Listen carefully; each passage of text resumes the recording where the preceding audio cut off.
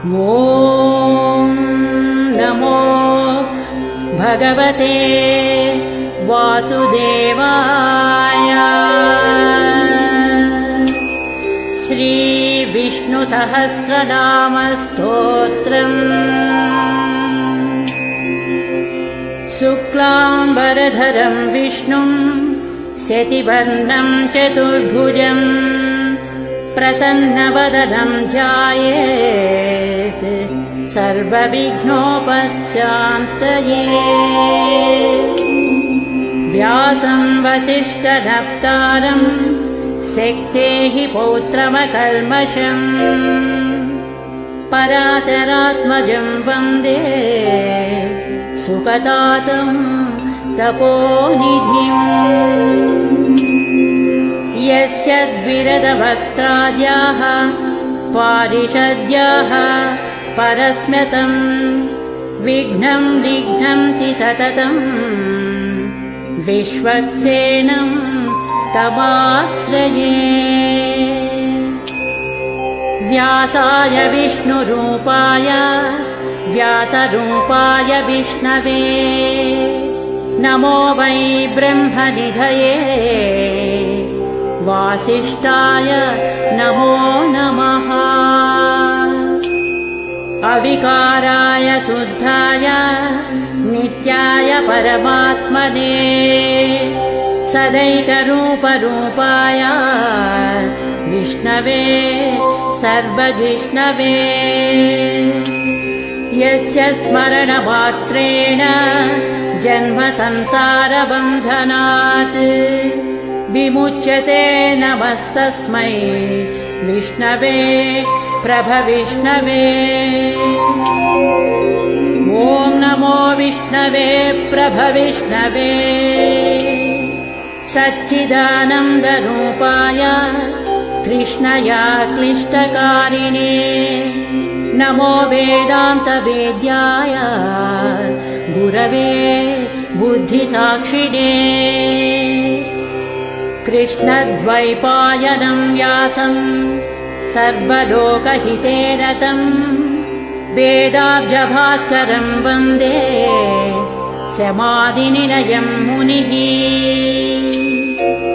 सहस्रमूर्तेः पुरुषोत्तमस्य सहस्रनेत्राननपादबाहो सहस्रनाम्नां स्तवनं प्रशस्तं निरुच्यते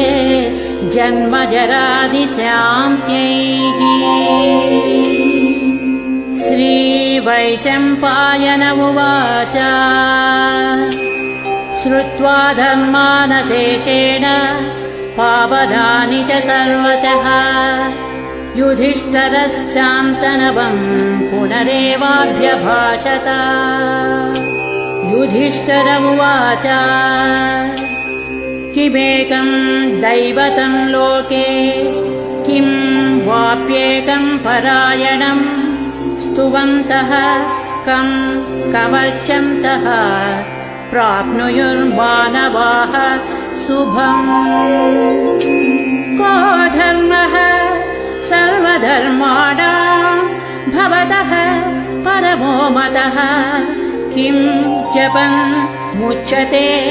जन्तुर्जन्म संसार बन्धनात्। श्रीभीष्म उवाच जगत्प्रभुं देवदेवम् अनन्तं पुरुषोत्तमम् स्तुवन्नाम सहस्रेण पुरुषः शततोऽधिकः तमेव चार्चयन् नित्यम् भक्त्या पुरुषमव्ययम् ध्यायन् स्तुवन् नमस्यंश्च यजमानस्तमेव च। अनादिनिधनं विष्णुं सर्वलोकमहेश्वरम् लोकाध्यक्षं स्तुवन् नित्यं सर्वदुःखादिगो भवेत्। ब्रह्मण्यं सर्वधर्मज्ञं लोकानां कीर्तिवर्धनं लोकनाथं महद्भूतं सर्वभूतभवोद्भवम् एष मे सर्वधर्माणाम् धर्मोऽधिगतमो मतः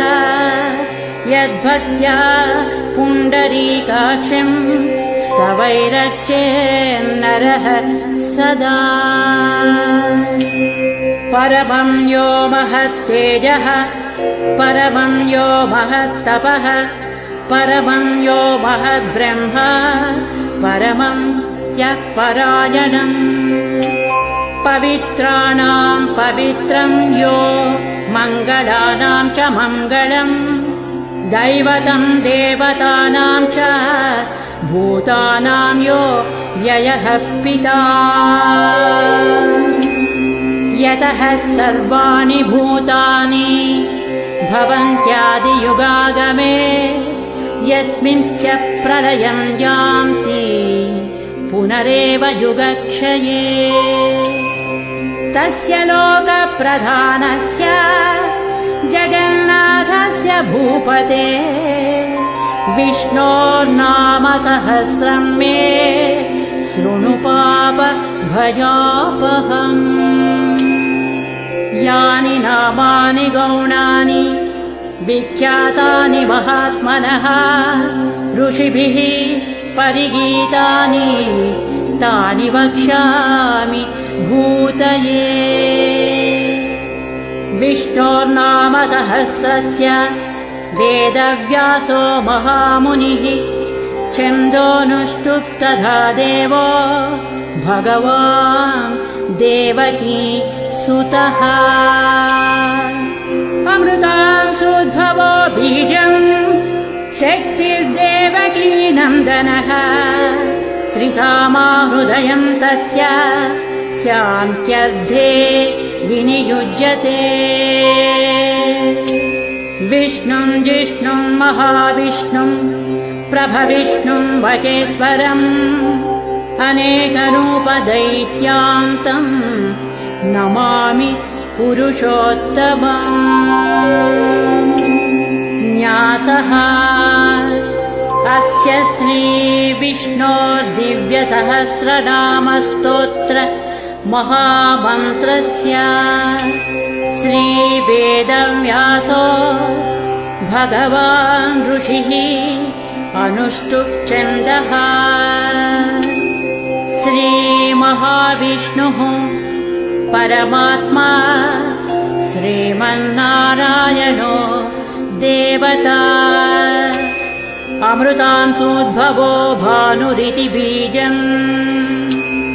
देवकी नन्दनः स्रष्टेति शक्तिः उद्भवः शोभनो देव इति परमो मन्त्रः शङ्खभृन्नन्दकी चक्रीति कीलकम् शान्यधन्वागदाधर इत्यस्त्रम् रथाङ्गपाणिरक्षोभ्य इति नेत्रम्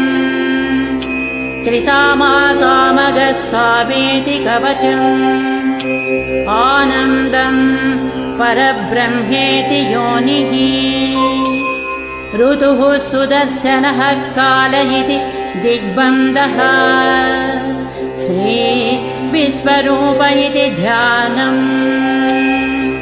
श्रीमहाविष्णुः प्रीत्यर्थे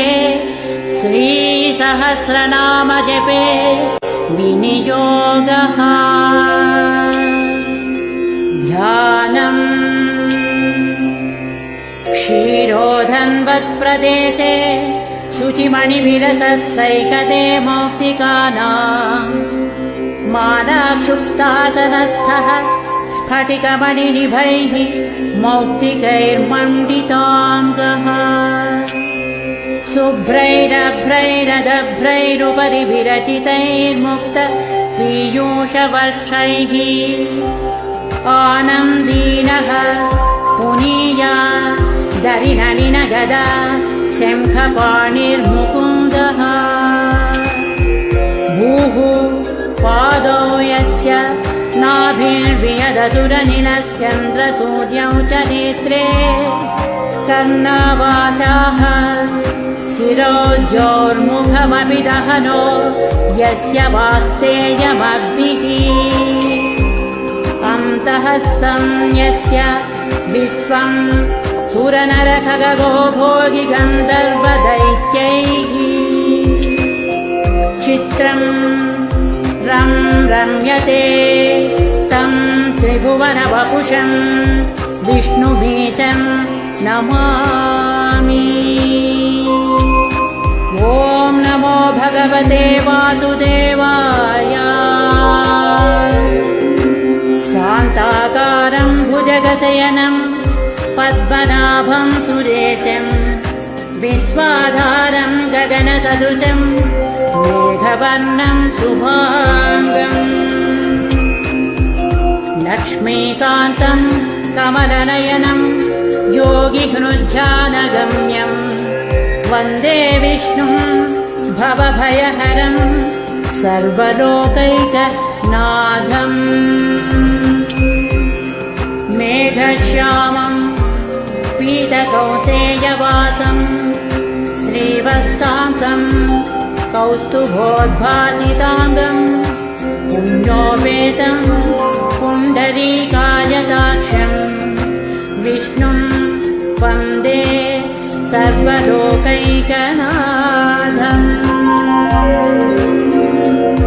नमः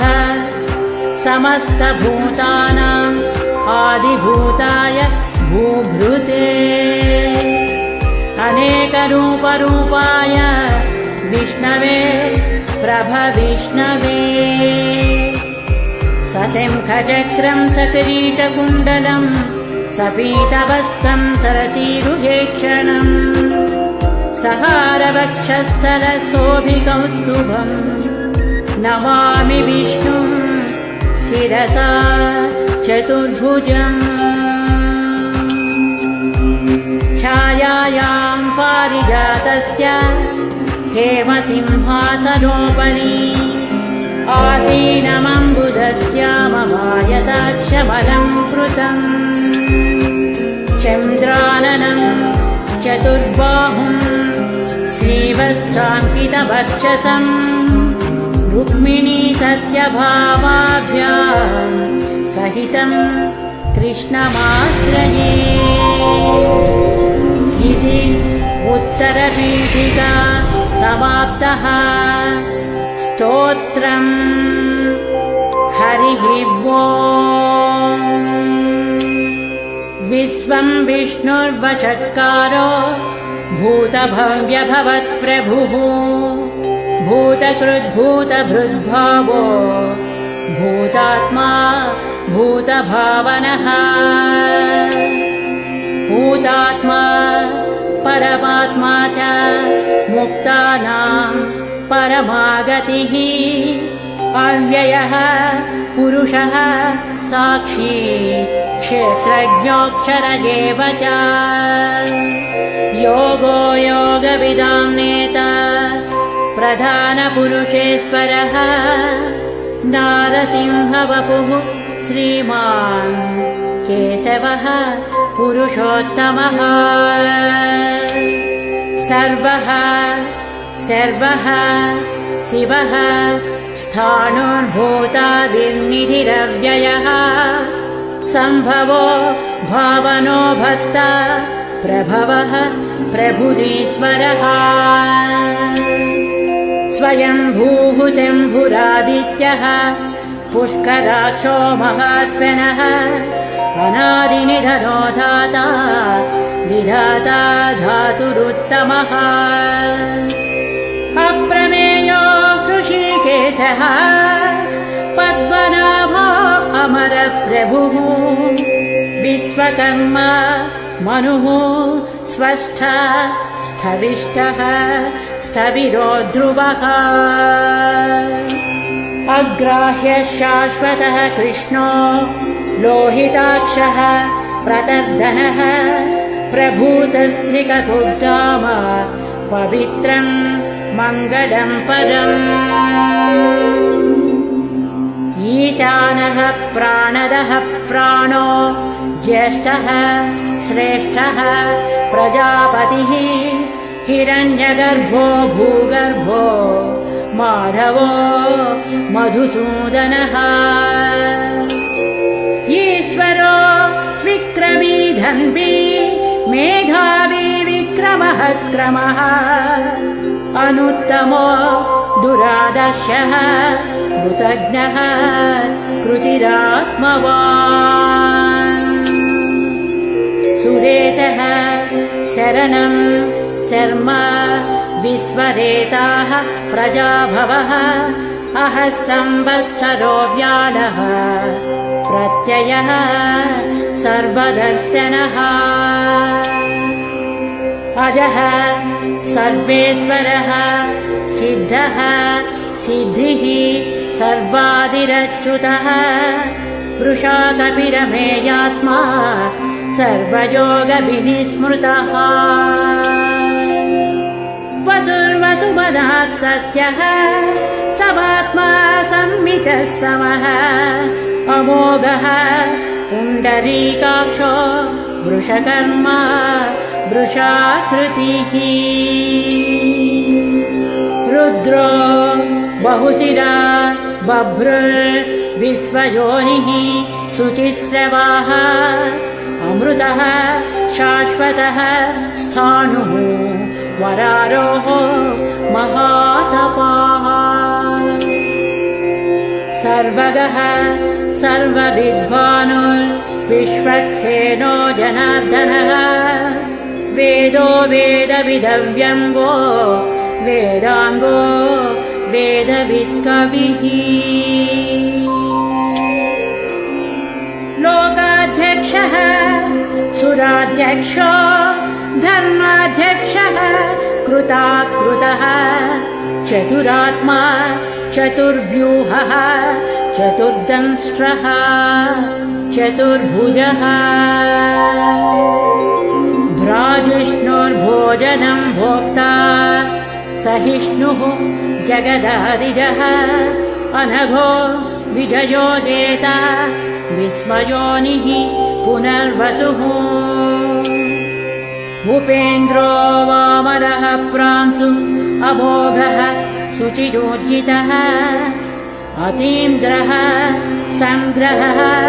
सर्गो धृतात्मा नियमो यमः वेद्यो वैद्यः सदा योगी वीरः माधवो मधुः अतीन्द्रियो महामायो महोत्साहो महाबलः महाबुद्धिर्महावीर्यो महाशक्तिर्महाद्युतिः अनिर्देश्य वपुः श्रीमान् अमेयात्मा महादिधृत् महेश्वानो महीभक्त श्रीनिवासः सतां गतिः अनिरुद्धः सुरानन्दो गोविन्दो गोविदाम्पतिः मरीचिर्दमनो हंसः सुपर्णो भुजगोत्तमः हिरण्यनाभः सुतपाः पद्मनाभः प्रजापतिः अमृत्युः सर्वदृक्सिंहः संधाता सन्धिमास्थिरः अजो दुर्मर्शनः शास्ता विश्रुतात्मा सुरारिः गुरुर्गुरुतमो धामः सत्यः सत्यपराक्रमः निमिषो निमिषः स्रग्वी वाचस्पति रुदारधी अग्रणीः ग्रामणीः श्रीमान् न्यायो नेता समीरणः सहस्रमूर्धा विश्वात्मा सहस्राक्षः सहस्रपात् आवर्तनो निवृत्तात्मा संवृतः संप्रमर्दनः अहः संवर्तको वह्निः अनिलो धरणीधरः सुप्रसादः प्रसन्नात्मा विश्वदृग्विश्वभुग्विभुः सत्कर्ता सत्कृतः साधुः जह्नुं नारायणो नरः असंख्येयो प्रमेयात्मा विशिष्टः शिष्टकृच्छुचिः सिद्धार्थः सिद्धसङ्कल्पः सिद्धिदः सिद्धिसाधनः वृषाहि वृषभो विष्णुर्वृषपर्वा वृषोधरः वर्धनो वर्धमानश्च विविक्तः श्रुतिसागरः सुभुजो दुर्धरो वाङ्मी महेन्द्रो वसुधो वसुः नैकरूपो बृहद्रूपः श्रीविविष्टः प्रकाशनः ओजस्तेजो द्युतिधरः प्रकाशात्मा प्रतापनः बुद्धः स्पष्टाक्षरो मन्त्रः चन्द्रांशुर्भास्करद्युतिः अमृतांशुद्भवो भानुः शतिबिन्दुः सुरेश्वरः औषधं जगतः सेतुः सत्यधर्म पराक्रमः भूतभव्यभवन्नाथः पवनः पावनो नलः कामः कामकृत्कान्तः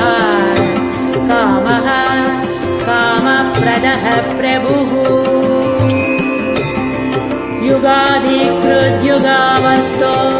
नैकमायो महाजनः अदृश्यो व्यक्तरूपश्च सहस्रजित् अनन्तजित्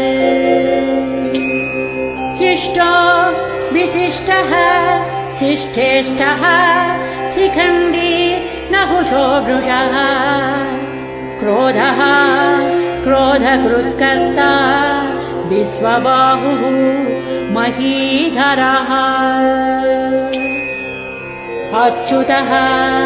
प्रथितः प्राणः प्राणदो वासवानुजः अपां निधिरधिष्ठानम् अप्रमत्तः प्रतिष्ठितः स्कन्दः स्कन्दधरो दुर्यो वरदो वायुवाहनः वासुदेवो बृहद्भानुः आदिदेवः पुरन्दरः अशोकस्तारणस्तारः शूरः सौरिजनेश्वरः अनुकूलः शतावर्तः पद्मी पद्मनिवेक्षणः पद्मनाभो अरविन्दाक्षः पद्मगर्भः शरीरभृत् महर्धिः रुद्धो वृद्धात्मा महाक्षो गरुडध्वजः अतुलः शरभो भीमः समयज्ञो हविर्हरिः सर्वलक्षणलक्षण्यो लक्ष्मीवान् समतिञ्जियः अक्षरो रोहितो मार्गो हेतुर्दामोदरः सः महीधरो महाभागो वेगवान् अमिताशनः उद्भवः क्षोभनो देवः श्रीगर्भः परमेश्वरः करणं कारणं कर्ता विकर्ता गहनो गुहः व्यवसायो व्यवस्थानः संस्थानः स्थानदो ध्रुवः परधिः परमस्पष्टः तुष्टः पुष्टः शुभेक्षणः रामो विरामो विरजो मार्गो नेयो नयो नयः वीरः शक्तिमतां श्रेष्ठो धर्मो धर्मविदुत्तमः वैकुण्ठः पुरुषः प्राणः प्राणदः प्रणवः पृथुः हिरण्यगर्भः शत्रुभ्यो व्याप्तो वायुरधोक्षजः ऋतुः सुदर्शनः कालः परमेष्टि परिग्रहः उग्रः संवत्सरो दक्षो विश्रामो विश्वदक्षिणः विस्तारः स्थावरः स्थाणुः प्रमाणं बीजमव्ययम् अर्धोऽनर्धो महाकोशो महाभोगो महाधनः अनिर्विण्णः स्थविष्ठो भूः धर्मयूपो महामकः नक्षत्रनेमि नक्षत्री क्षमः क्षामः समीहनः यज्ञयुज्यो महेज्यस्य क्रतुः सत्रं सतां गतिः सर्वदर्शी विमुक्तात्मा सर्वज्ञो ज्ञानमुत्तमम् सुव्रतः सुमुखः सूक्ष्मः सुभाषः सुखदः सुहृत् मनोहरो जितक्रोधो वीरबाहुर्विदारणः स्वापनः स्ववसो व्यापी नैकात्मा नैककर्मकृत् वश्चलो वश्ची रत्नगर्भो धनेश्वरः धर्मकृद्धर्मी सदसक्षरमक्षरम् अविज्ञाता सहस्रांशुः विधाता कृतलक्षणः गभस्तिनेमिः सत्त्वस्थः सिंहो भूतमहेश्वरः आदिदेवो महादेवो देवेशो देवभृद्गुरुः उत्तरो गोपतिर्गोप्ता ज्ञानगम्यः पुरातनः शरीरभूतभृद्भोक्ता कपीन्द्रो भूरिदक्षिणः सोमपो मृतपः सोमः पुरुषोत्तमः विनयो जयः सत्यसन्धो दाशार्हः सात्वतां पतिः जीवो विनयिता साक्षी मुकुन्दोमितविक्रमः अम्बोनिधिः अनन्तात्मा महोदधिशयोऽन्तकः अजो महार्हः स्वाभाव्यो जितामित्रः प्रमोदनः आनन्दो नन्दनो नन्दः सत्यधर्म त्रिविक्रमः महर्षिः कपिलाचार्यः कृतज्ञो मेदिनीपतिः त्रिपदस्त्रिदशाध्यक्षो महाशृङ्गः कृतान्तकृत् महावराहो गोविन्दः सुषेणः कनकाङ्गदी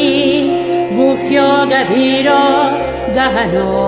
गुप्तश्चक्रगदाधरः वेदाः स्वाङ्गोदितः कृष्णो दृढः सङ्कर्षणोच्युतः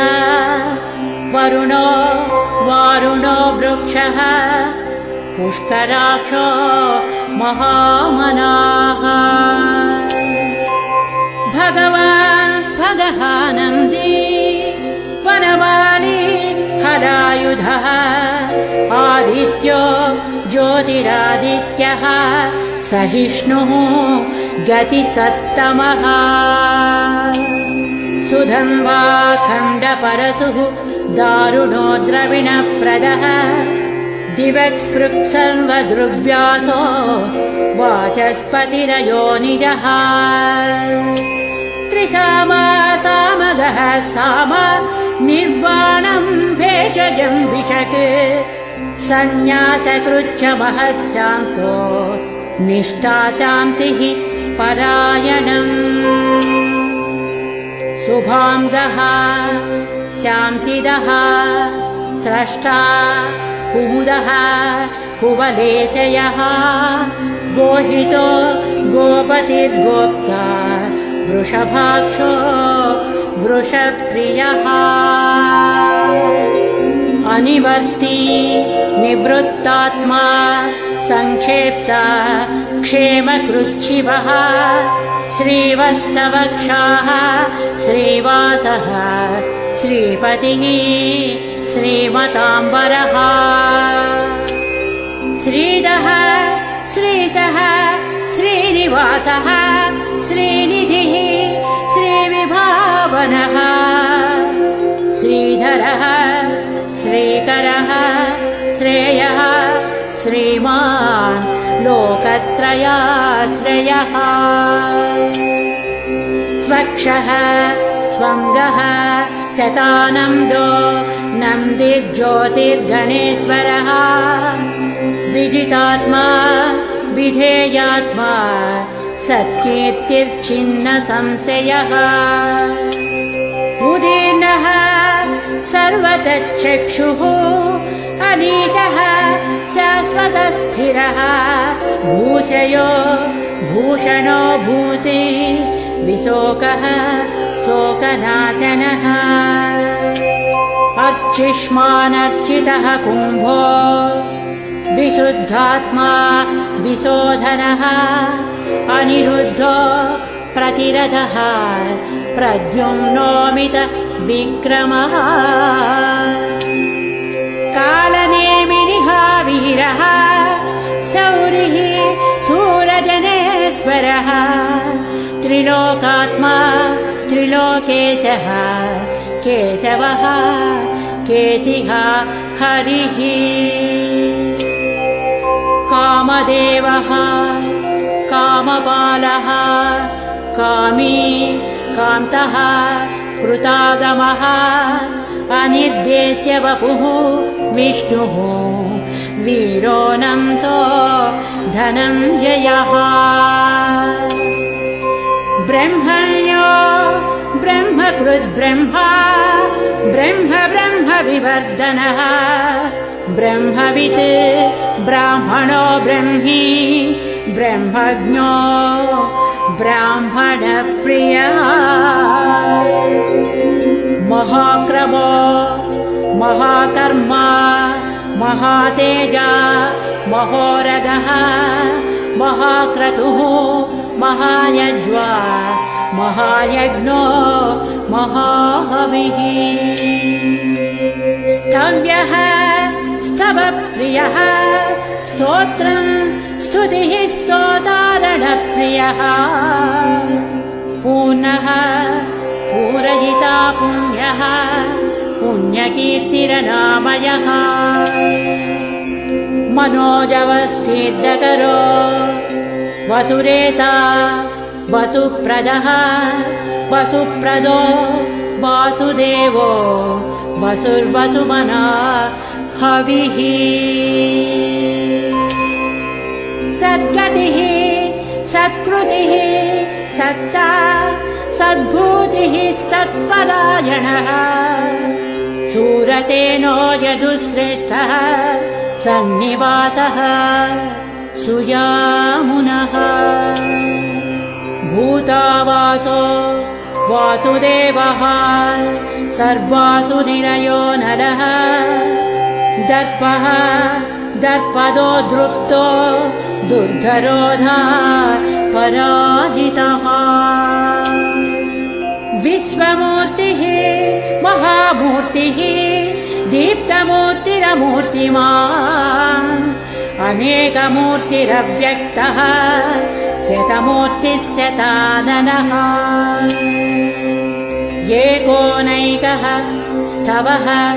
कः किं यत्तत्पदमनुत्तमम् लोकबन्धुर्लोकनाथो माधवो भक्तवत्सलः सुवर्णवर्णो हेमाम्बो वराङ्गश्चन्दनाङ्गदी वीरः विषयः शून्यो घृतासीरचलश्चलः अमानीमानदो मान्यो लोकस्वामी त्रिलोकधृक् सुमेधा मेधजो धन्यः सत्यमेधा धराधरः तेजो वृषो द्युतिधरः सर्वशस्त्रभृताम्बरः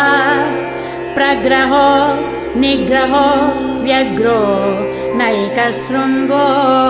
गदाग्रजः चतुर्मूर्तिः चतुर्बाहुः चतुर्व्यूहश्चतुर्गतिः चतुरात्मा चतुर्भावः चतुर्वेदविदेकपात् सभावर्तो निवृत्तात्मा दुर्जयो दुरतिक्रमः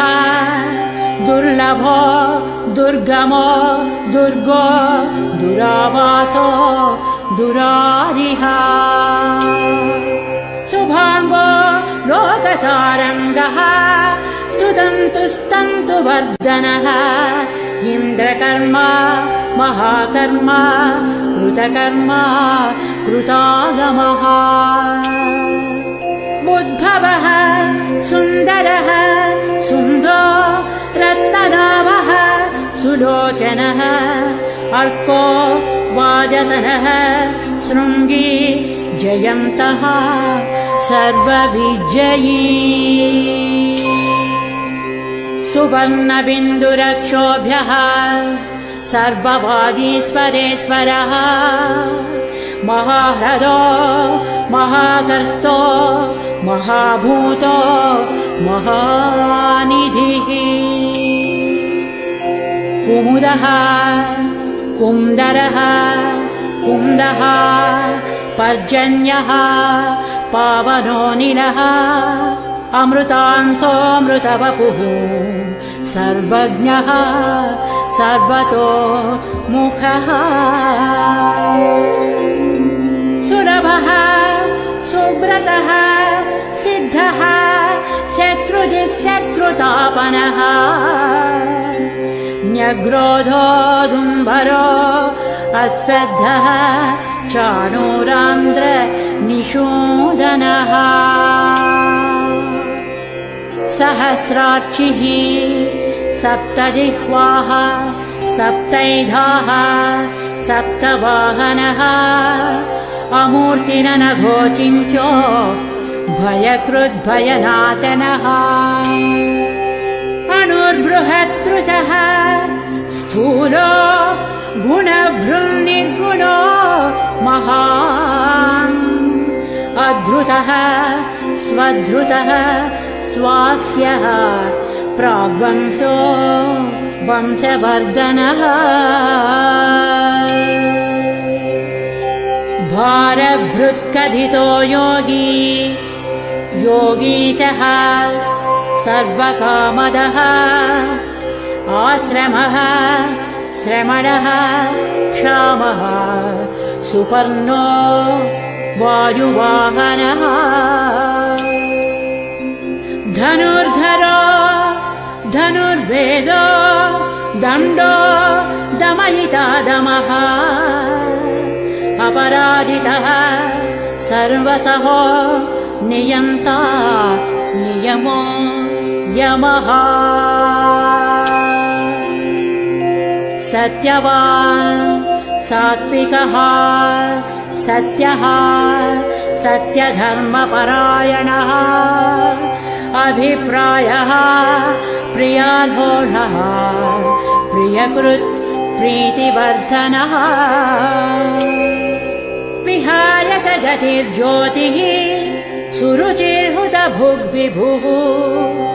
रविर्विलोचनः सूर्यः सविता रविलोचनः अनन्तो हुतभुग्भोक्ता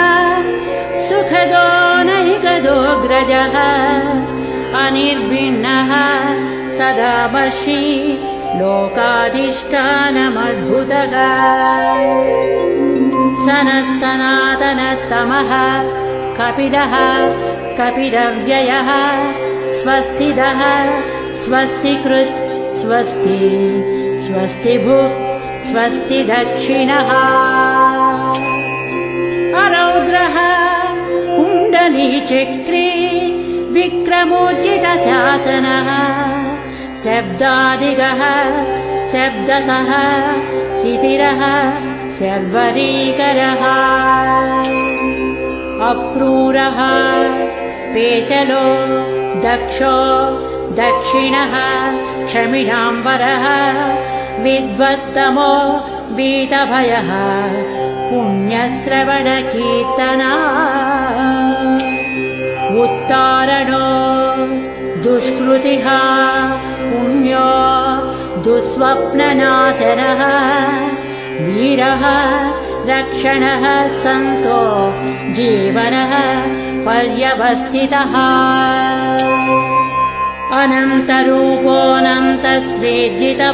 अनन्तरूपोऽनन्तश्रीजितमन्युर्भयापहः चतुरस्रो गभीरात्मा विदिशो व्याधिसो दिशः अनादिर्भूर्भुवो लक्ष्मीः सुवीरो रुचिराङ्गदः जननो जनजन्मादिर् भीमो भीमपराक्रमः आधारनिलयो धाता पुष्पहासः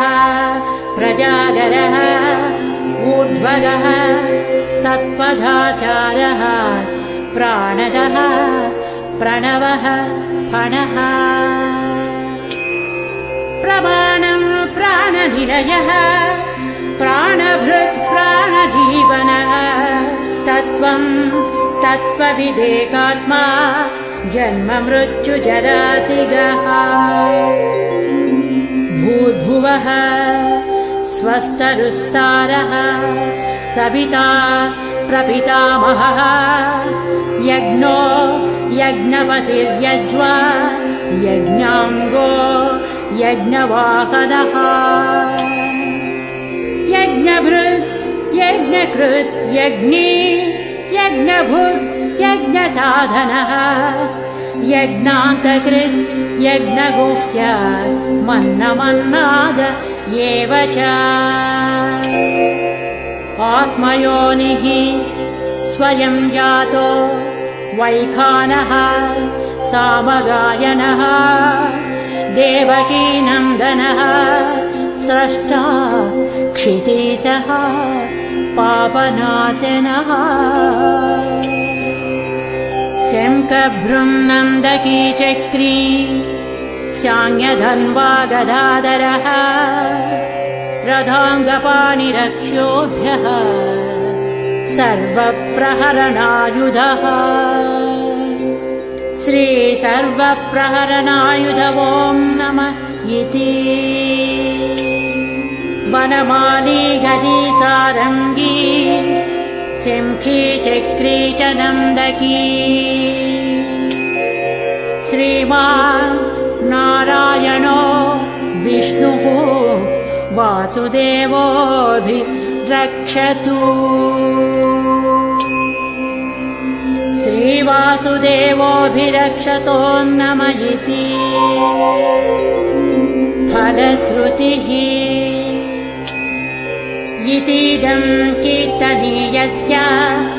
केशवस्य महात्मनः नाम्नां सहस्रं दिव्यानाम् अशेषेण प्रकीर्तितम् य इदं शृणुयान् नित्यम् यच्चापि परिकीर्तयेत् नाशुभं प्राप्नुयात् किञ्चित् सोमुद्रेक च मानवः वेदान्तगो ब्राह्मणः स्यात् क्षत्रियो विजयी भवेत् वैश्यो धनसमृद्धः स्यात् शूद्रः सुखमवाप्नुयात् धर्मार्थी प्राप्नुयात् धर्मः अर्थार्थी च अर्थमाप्नुयात् कामानवाप्नुयात् कामी प्रजार्थी चाप्नुयात् प्रजाम् भक्तिमान् यः शतोत्थाय शुचिसद्गतमानसः सहस्रं वासुदेवस्य नाम्नामेतत् प्रकीर्तयेत् यशः प्राप्नोति विपुलं याति प्राधान्यमेव च अचलां श्रियमाप्नोति श्रेयः प्राप्नोत्यनुत्तमम् न भयं क्वचिदाप्नोति वीर्यं तेजश्च विन्दति भवत्यरोगो द्युतिमान् बलरूपगुणान्वितः रोगात्तो मुच्यते रोगात् बद्धो मुच्येत बन्धनात् भयान्मुच्येत भीतस्तु मुच्येतापन्नमापदः दुर्गान्यतितरत्यासु पुरुषः पुरुषोत्तमः स्तुवन्नाम सहस्रेण नित्यम् भक्तिसमन्वितः वासुदेवाश्रयो मर्त्यो वासुदेवपरायणः सर्वपापविशुद्धात्मा याति ब्रह्म सनातनम् न वासुदेवभक्तानाम् अशुभम् विद्यते क्वचित् जन्म मृत्युजरा व्याधिभयम् नैवोपजायते इमं स्तवमधीयानः श्रद्धा भक्तिसमन्वितः युज्येतात्मसुखक्षान्ति श्रीधृतिस्मृतिकीर्तिभिः न क्रोधो न च माश्चर्यम् न लोभो नाशुभामतिः भवन्ति कृतपुण्यानाम् भक्तानाम् पुरुषोत्तमे द्यौः सच्चन्द्रार्कनक्षत्रा खम् दिशो भूर्महो दधिः वासुदेवस्य वीर्येण विधृतानि महात्मनः ससुरासुरगन्धर्वम् जगद्वसे वर्ततेदम् कृष्णस्य सचराचरम् इन्द्रियाणि मनोबुद्धिः सत्त्वं तेजो बलं धृतिः वासुदेवात्मकान्याहुः क्षेत्रं क्षेत्रज्ञ एव च सर्वागमानामाचारः प्रथमं परिकल्पते आचारप्रभवो धर्मो धर्मस्य प्रभुरच्युतः ऋषयः पितरो देवा महाभूतानि धातवः जङ्गमाजङ्गमं चेदम् जगन्नारायणोद्भवम् योगो ज्ञानं तथा साङ्ख्यम् विद्याः शिल्पादिकर्म च वेदाः शास्त्राणि विज्ञानमेतत् सर्वं जनार्दनात्। एको विष्णुर्महद्भूतम् पृथग्भूतान्यनेकशः त्रीन् लोकान् व्याप्य भूतात्मा भुङ्क्ते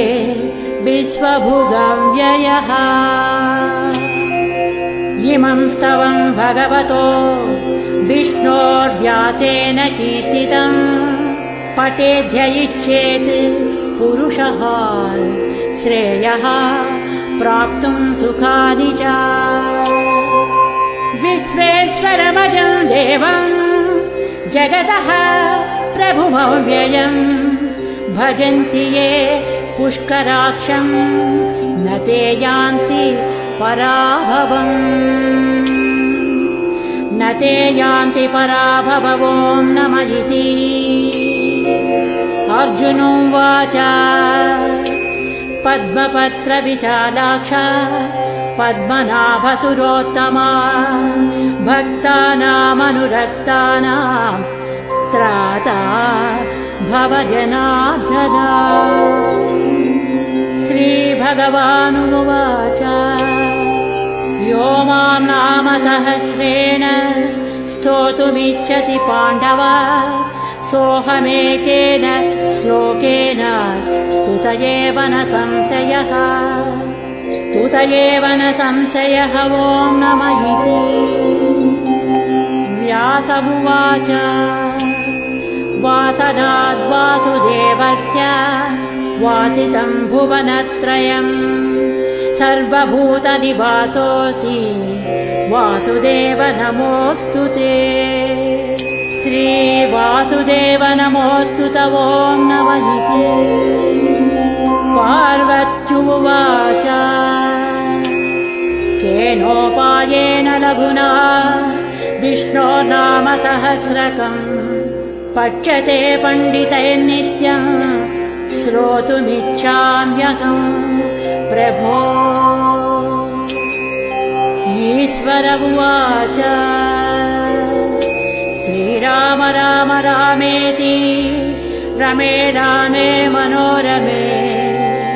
सहस्रनाम तत्तुल्यम् रामनाम वरानने। श्रीरामनाम वरानन। ॐ नमः इति। ब्रह्मोवाच नमोऽस्त्वनन्ताय सहस्रमूर्तये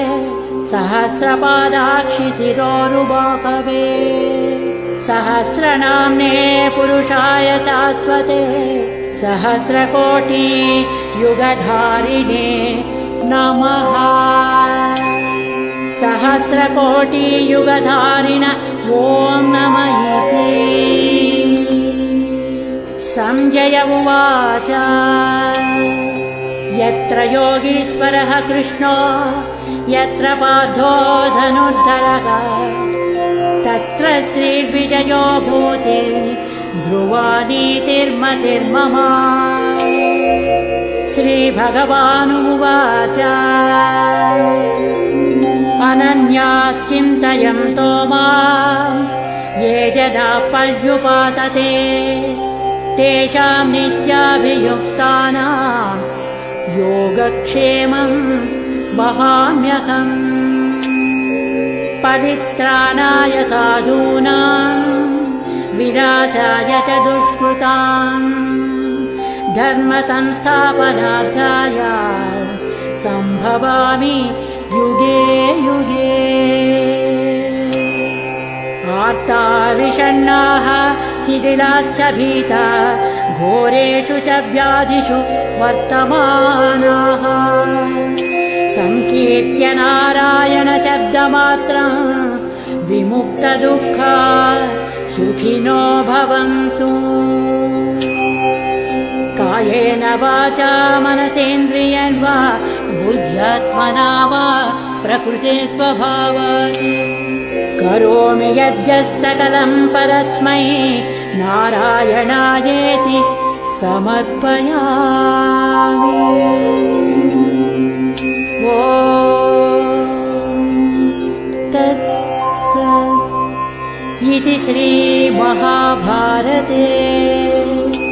शतसाहस्रिकायाम् संहितायाम् वैयासिक्याम् अनुशासनपर्वान्तर्गत अनुशासनिकपर्वणि मोक्षद्वारे भीष्मयुधिष्ठिरसंवादे श्रीर्विष्णोर्दिव्य सहस्रनामस्तोत्रम् नामैकोनपञ्चशताधिकशततमोऽध्यायः। इति श्री विष्णुसहस्रनामस्तोत्रम् समाप्तम्।